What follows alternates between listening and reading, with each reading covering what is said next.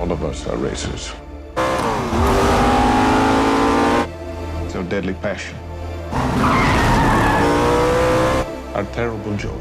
Ferrari is a very interesting biopic about Enzo Ferrari, the man behind those fabulous sports cars. This is the story about him juggling multiple families as he tries to win a big race in Italy back in the 1960s. Adam Driver is pretty good in the title role, and the car racing and crashing is edge-of-your-seat stuff.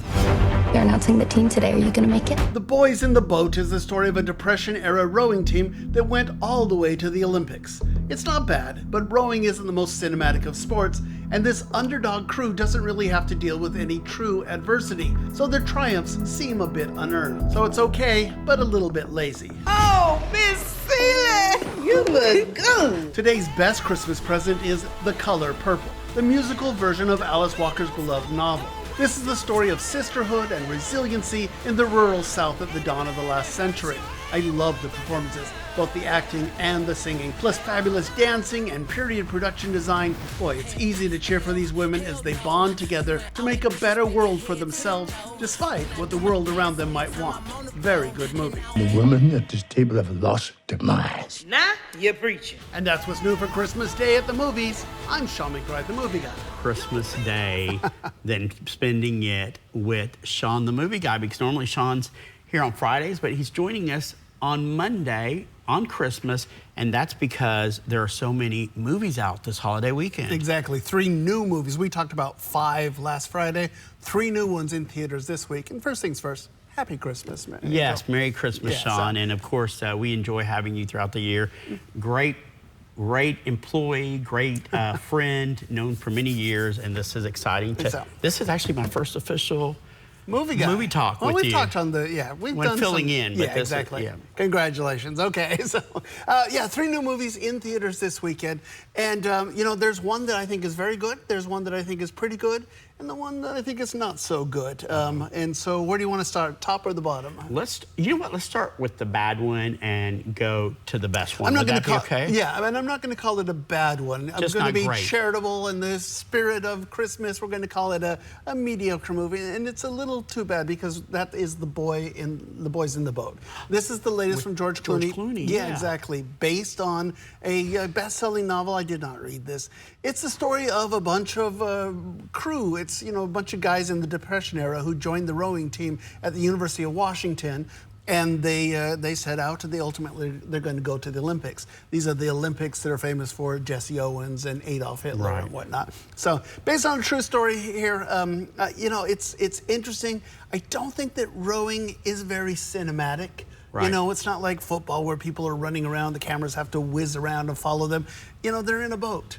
They're, repetitive motion, and even the stuff in the stands are just people, very sedately clapping and cheering. It's not very exciting by that means. The bigger problem, though, is that I don't think this team is genuinely tested. First time they get in the water, they win their race. Who are this JV team? How are they winning? They go to the Nationals. They win the race. Who are these guys? How can they keep winning?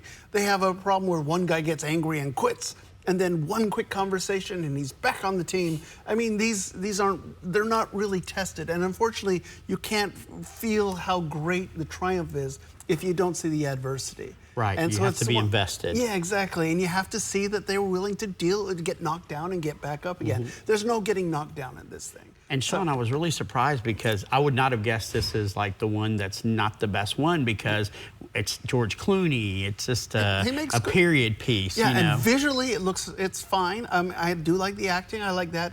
But like I said, the rowing is not super exciting. So if it's a sports movie, you kind of need to get your blood flowing here. And then, like I say, I think we just don't get the whole story. We only get the triumphs, and that feels a little unearned, and it feels a little false. So I'm not, like I said, being charitable here. We are not calling this a bad movie, but it's just not a good movie.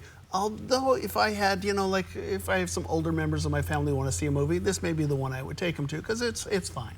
Got it. Well, let's go on a little bit upstream to the next level. The pretty good movie. Yes. So this would be Ferrari with Adam Driver playing Enzo Ferrari. I'll be honest with you, I really don't know much about Ferrari or Maserati, these Italian car designers in Italy in the late 50s and the 60s.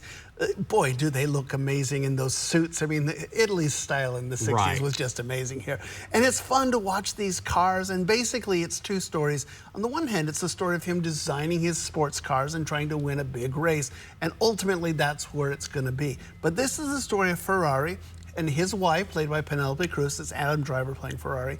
And they were married, but they lost a son to illness. And so the marriage is kind of falling apart. Well, he has a mistress, and he's got another son by that mistress. And so it's him trying to juggle two families here and what that does to his marriage. And that's interesting. I'm not sure we really get to the, you know, we had the same discussion last Friday when we were talking about Maestro. We don't really understand how the women are dealing with these men that have multiple families or multiple loves here. So we don't, once again, don't get under his skin. But I gotta tell you, I think Adam Driver is pretty good in this. For the longest time, I could not divorce him from his performance in the HBO series Girls. Right. You know, every time I'd see him, I'd think, oh, that's that guy from Girls, you know. And this one, because he's frequently playing a 60-year-old, so his hair is grayed. Boy, he's going to be a good-looking man when he turns 60, you know. And I forgot about him being Adam Driver, you know, the Star Wars guy, and I thought of him. Oh no, this is a good, you know, this is a good performance by him. So that's why I like Bradley Cooper so much, because you forget that it's that Bradley Cooper when he's in a movie. Well, this movie, wasn't there just a few years back something about a race, and Matt Damon was in it, and which was similar. Yeah, Ford versus Ferrari. You're talking about. Which was So this one, I will say there are a couple of crashes in this one, and both of those crashes, is played for shock value. So just be aware that there's a kind of a building sense of dread, and when the crash happens, it's like, holy, did I just see that? Wow. What is going on here? So definitely but pretty good film. Be forewarned. Well, now the best movie that will be out there. And I would argue this is certainly my favorite film of all of the 10 that came out over the Christmas weekend. That says a lot. But as Dan Gresham would have said, well, it's probably a movie musical. And yes, it's a movie musical. I love those movies. We're talking about The Color Purple here, coming out here. Beloved book based on Alice Walker's 1982-83 Pulitzer. And the first movie was so good. And Steven Spielberg made the first movie. It wasn't a musical like this one is. That first movie was nominated for 11 Academy Awards and won 0 Academy Awards. Wow. And so it's kind of fascinating. But because of the success of that, they made a Broadway musical of that. And that is, I've seen that Broadway musical, but perhaps more notably, I've seen the revival, which came out in 2015. And this hews a little closer to the revival, and I think it's just really well done. It's the story of a young woman in 1910s, I think is when it's set in the rural South. And she is basically, her father sells her to some guy, not as to be married to him. She's going to be his wife, but she's really there to be a servant, you know. And the guy, it's Coleman Domingo playing the guy, and his name is Mr., and he's just looking for someone to cook and to clean and do what he says, right? And she has a horrible life. It's Fantasia Barrino from American Idol fame. Yes, American Idol, that's amazing. Playing Celie, this woman here. Her life is horrible until 2 other women show up in her life. And one is played by Taraji P. Henson, that's Shug Avery. She is a blues singer, but is also the mistress of her husband. But the 2 women actually bond and come together. And then the other woman, played by Danielle Brooks, is kind of her daughter-in-law. She's the wife of her husband's son, right? And these 3 women come together, and one of them is they're both about standing up for yourself and seizing your own power in a time when that was not something that happened very much for either African Americans or for women and stuff. And I just think it's a good ode to sisterhood and resiliency, and most notably, it's that glorious music. I mean, and the choreography too. The singing and the dancing is quite amazing. I would argue that the dance numbers are better on film than they are on Broadway, because they can shoot them on location, and they can, you can do stuff with a bunch of people, washing clothes in the background. That's quite striking. You can't do that on stage. I think the performances are very good, particularly the women. I also think Coleman Domingo, who is playing kind of the villain of the piece, he's pretty good too. Looks like a beautiful film. And when it comes to acting, or a lot of times you go to a movie because every time Julia Roberts does one, I go. Taraji P. Henson, anytime she's in something, and of course a lot of people might remember her from Empire. She played that great character. Yeah, Cookie. Yeah. And now, but if she's in a movie, I go because she's just so She talented. lights up the screen because this movie takes a while to get going because Celie is kind of a downtrodden character, so it takes a while to get going. But when she shows up and when Danielle Brooks' character of Sophia show up, it's like, oh, look at us, we're going now. So I will say it's been a very controversial book for many reasons. Partially because of the way it portrays black men around the turn of the century, but also because there's a lesbian love story here. And that is, once again, downplayed in this movie. And so some people are angry that it's controversial because people don't want to talk about it because it's even in there. And there's others who are angry about it because they keep pushing it to the side and making it not that. I think you'll understand that it's there, but it's not really there. And that's both a pro and a con for depending on who you are. And people might remember that the previous movie version had Whoopi Goldberg and Oprah. And Oprah, yes. Did Oprah win the Oscar that year for it? They won no Oscars. No Oscars. She just said, yeah, exactly. That's incredible. But Oprah is a producer of this, as is Steven Spielberg. He directed the last one. Oprah and Steven Spielberg are producers of this, and Oprah is out there. You've seen her everywhere, banging the bushes, banging the drum for this one, trying to get people to go see it.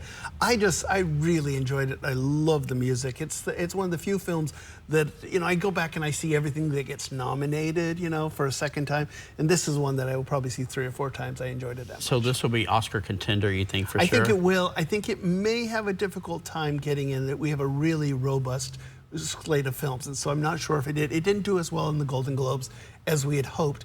I think most people are thinking, well, it was screened for critics a little too late to just get in that conversation, so it may be sliding in at the last second, but I liked it. And especially if you are a fan of this book, a lot of people are fans of this book, then you'll want to see this one. I would argue this is the better of the 2 movies. Well, robust Oscar season and a robust weekend, this holiday weekend, and of course a lot of folks will remain off a few more days as the new year approaches, so you have plenty of time to go see all 10. There you go. So yeah, they're all out there. So and if you didn't catch us on Friday, you can go to our KFDM News on KFDM YouTube, and you can catch our conversation on Friday. That's awesome. Definitely, if you missed it, sign in. You get all these reviews. Sean, again, Merry Christmas. Merry Christmas, you are everybody. Just a great friend, and we just love having you here at the station. Good to be and here. of course, usually, and I do this, I love movies, and usually when I go see something Sean recommends, he's right on the money. So we appreciate you. So go to the movies, go to the box office, and we'll be back with more after this.